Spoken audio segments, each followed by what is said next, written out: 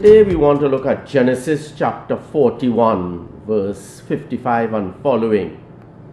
An interesting story, but when we read stories, we want to look Old Testament, New Testament, our own lives. So old, new, our lives.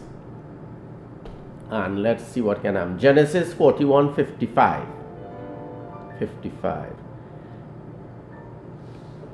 But when all Egypt too began to feel the famine, and people appealed to Pharaoh for food. Famine, and people appealed to Pharaoh for food. Pharaoh told all the Egyptians, "Go to Joseph and do whatever he tells you." What does that remind us of? Go to Joseph and do whatever he tells you. You see, when we read, we pause. Mary went to Jesus, and went to Jesus, and then she went to the stores and said, "Do whatever he tells you." Pharaoh, the great king, although he was devious and worthless, but we want to take the message.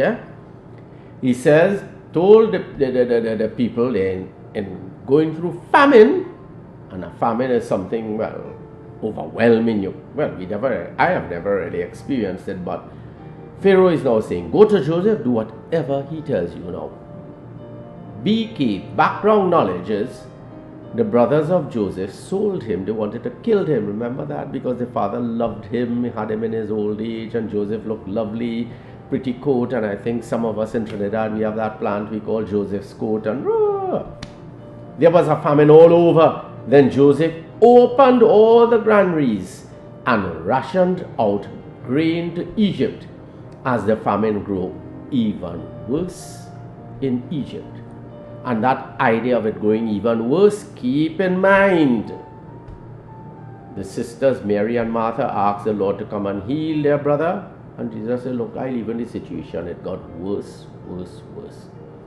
Right? So tomorrow, please God, we will look at it. I want to go bit by bit because I want you all to understand this story. Old, bring together the new. Keep in mind, Joseph sold